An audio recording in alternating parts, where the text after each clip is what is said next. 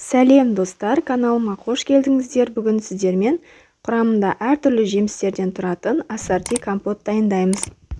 Бұл компоттардың суын қайтарып төгіп жүрмейсіздер, сіздерге оңай әдісін ұсынамын. Ең алдымен банкілерімізді қақпақтарымен қосып, барлығын стерилдеп аламыз. Міне осылай, менде 2 және 3 литрлік банкілер аралас. Енді банкілерімізге әртүрлі жемістерімізді үлестіріп саламыз. Менде майда алма, қара өрік, сары өрік және апельсин. Егерде сіздердің алмаларыңыз үлкен болса, кесіп салсаңыздар болады. Және қара өріктің орнын шиемен немесе черешнямен алмастырсаңыздар болады. Осындай қанық түс бұл компотқа қызғылт, аппетитный түс береді. Және осы компотқа ерекше дәм беріп тұратын осы апельсин, сондықтан оны міндетті түрде қосып жасап көріңіздер.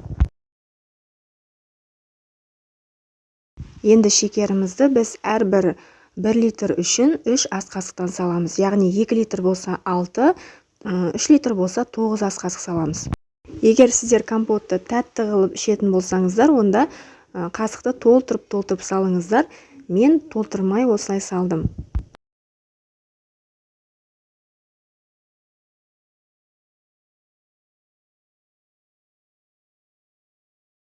Міне осылай барлық келесі банкілерімізді толтырып шығамыз.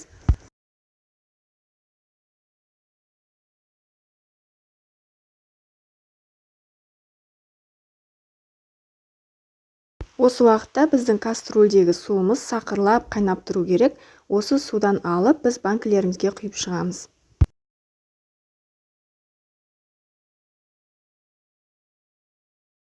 Банкілерімізге толық осы ыстық судан құйып болғаннан кейін бізге тағы да кастрөлге жартылай ыстық су қажет болады.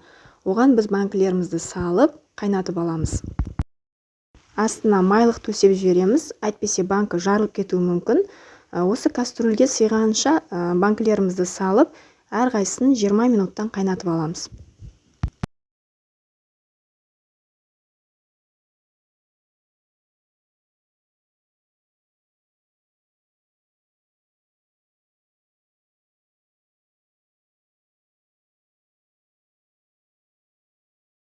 Міне осы әдіспен жасасаңыздар, сіздер компоттың суын қайтарып төгіп жүрмейсіздер.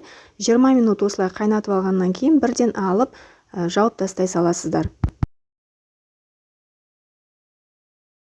Жабылған банкыны осылай 5-6 рет аунатып жіберіңіздер, сол кезде ішіндегі қанты толығымен ериді. Банкілерімізді одан соң жылы орап, бір түнге қалдырамыз.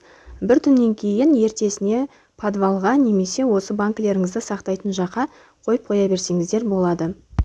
Компотты тура осы әдіспен жасап көріңіздер, сіздерге ұнайды деген сенімдемін. Достар, егер менің каналым ұнап жатса, лайк басып, комментарий қалдырып, подписка жасап тіркеліп қоюды ұмытпаңыздар.